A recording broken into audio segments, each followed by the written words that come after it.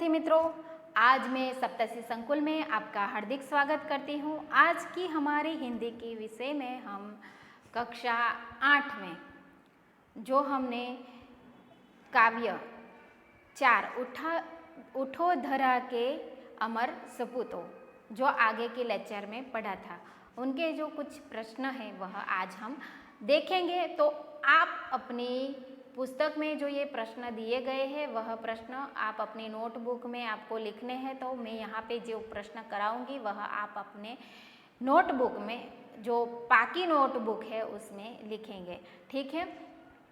तो यहाँ पे स्वाध्याय के कुछ प्रश्न हैं वह हम आज देखेंगे।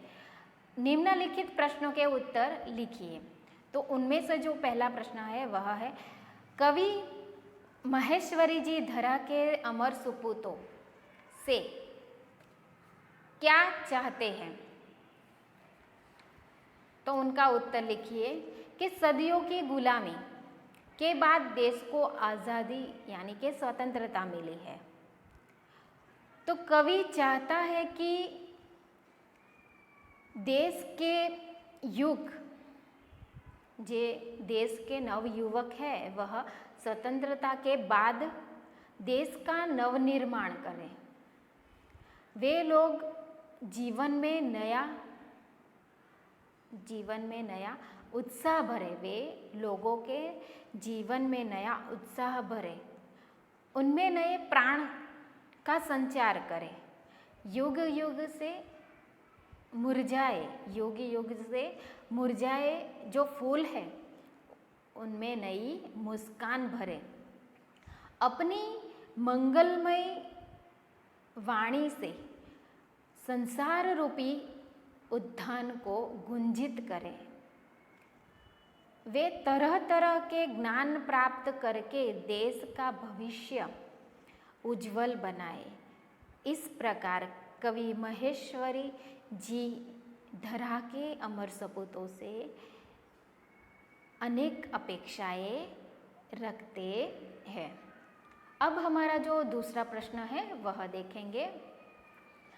कवि नई मुस्कान कहाँ देखना चाहते हैं? कवि नई मुस्कान जो है कहाँ देखना चाहते हैं?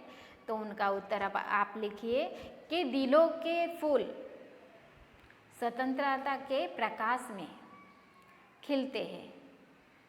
दिलों के फूल कहाँ खिलते हैं? स्वतंत्रता के प्रकाश में खिलते हैं। हमारा देश सदियों तक गुलामी में रहा था।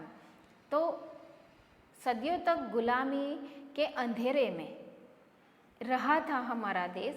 विदेशी शासक यहाँ के लोगों पर अत्याचार करते थे, अनेक और तरह तरह के शोषण सहते थे।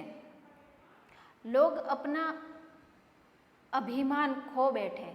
वह जो अलग अलग तरह के शोषण सहते सहते वे जो अपना स्वाभिमान था वह स्वाभिमान लोग खो चुके थे।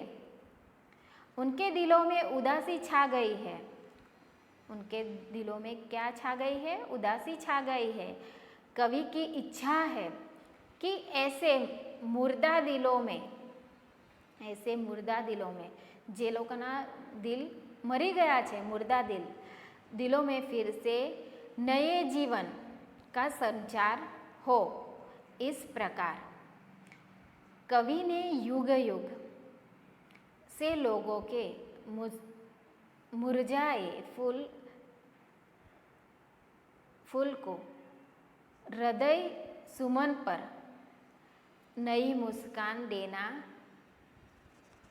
चाहते हैं। अब हमारा जो तीसरा प्रश्न है वह आप नोटबुक में लिखिए। देश के नवनिर्माण के लिए आप क्या क्या करना चाहते हैं? देश के नवनिर्माण के लिए आप क्या क्या करना चाहते हैं? तो आप लिखिए, कवि देश के सपूतों से कहते हैं कि देश स्वतंत्र हो चुका है। देश कैसा हो चुका है? स्वतंत्र, એટલે કે આઝાદ થઈ ગયો છે દેશ। તો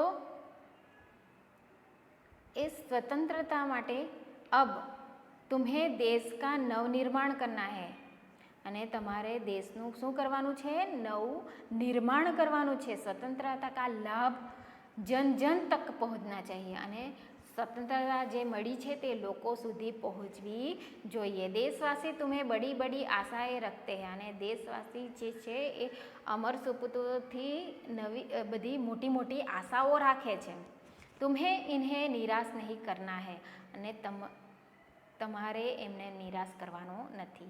तुम्हें लोगों में नए प्राण फूंकने हैं. तुम्हें नए प्राण फूंकने हैं, नए रास्ते खोजने हैं. तुम्हें देश का पिछलापन दूर करना है. इस प्रकार कवि ने देश के सपूतों से नवनिर्माण के कार्य करने के लिए कहा है.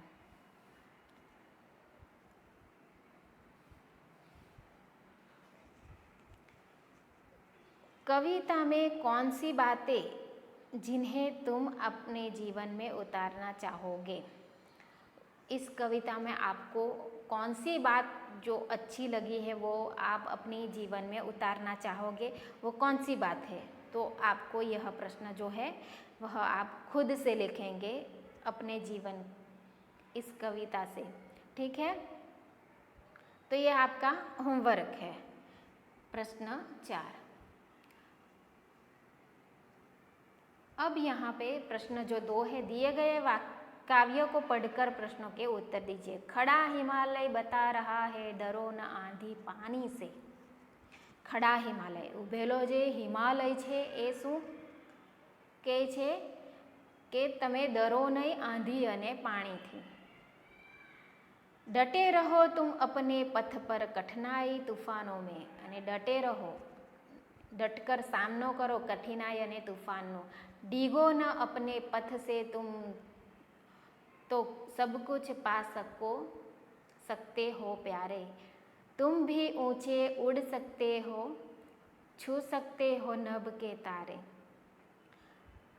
अटल रहा जो अपने पथ पर, लख मुसीबत आने में मिली सफलता उसको जग में जिनमें मर जाने में. जितनी भी बाधाएं आई उन सब से ही लड़ा हिमालय. इसीलिए तो दुनिया भर में हुआ सभी से बड़ा हिमालय. तो इस काव्य से हमें कुछ प्रश्न दिए गए हैं, तो यह प्रश्न के उत्तर हमको लिखने हैं. तो यहाँ पे ये प्रश्न दिए गए हैं. हिमालय हमें क्या संदेश देता है? तो हिमालय हमें यह संदेश देता है कि हम अपने निश्चित मार्ग पर डटे रहे. यदि हम अपने प्राण और पथ पर डटे रहेंगे तो हमारी सभी इच्छाएं पूर्ण हो जाएगी, यह तक कि हम असंभव कार्य भी कर सकते हैं. ठीक है, अब दूसरा प्रश्न है वह लिखिए. मुसीबत आने पर हमें क्या करना चाहिए? तो मुसीबत आने पर हमें उससे भयभीत नहीं होना चाहिए, उससे घबराकर अपना प्राण और पथ नहीं छोड़ना चाहिए. कवि ने हिमालय को सबसे बड़ा क्यों बताया है? तो कवि ने हिमालय ने सभी बाधाओं का डटकर सामना किया है, मुकाबला किया है. वह हर कठिनाई से लड़ा है, वह कभी अपने पथ से डिगा नहीं है. इसलिए कवि ने हिमालय को सबसे बड़ा कहा है. इस काव्य का भावार्थ लिखिए. जीवन में अनेक बाधाएं कठिनाइयाँ आती है. विद्यार्थी मित्रों, आपको पता है कि जीवन में कभी सुख तो कभी दुख आता है. तो जीवन में अनेक प्रकार की बाधाएं और कठिनाइयाँ आती रहती है. उनमें हमें निडरता से उनका सामना करना चाहिए. जो मुसीबत से बिना घबराए अपने प्राण और पथ पर अटल रहते हैं, वे असंभव को भी संभव कर देते हैं। इस काव्य को योग्य शीर्षक दीजिए। तो आप इस काव्य को कौन सा शीर्षक देना चाहेंगे? तो इस काव्य को शीर्षक यह देना चाहेंगे कि हिमालय का संदेश। तो यहाँ तक आपको ये सारे जो प्रश्न मैंने आपको लिखाए हैं, ये आपका होमवर्क है आज का। तो ये सारे प्रश्न आप अपनी પાકી નોટની અંદર તમારી જે પાકી નોટ છે તેની અંદર આ બધા પ્રશ્ન લખવાના રહેશે અને તમારે શાળાએ આવીને આ પ્રશ્ન બતાવવાના રહેશે। ત્યાં સુધી આપણે આગળના લેક્ચરમાં મળીશું।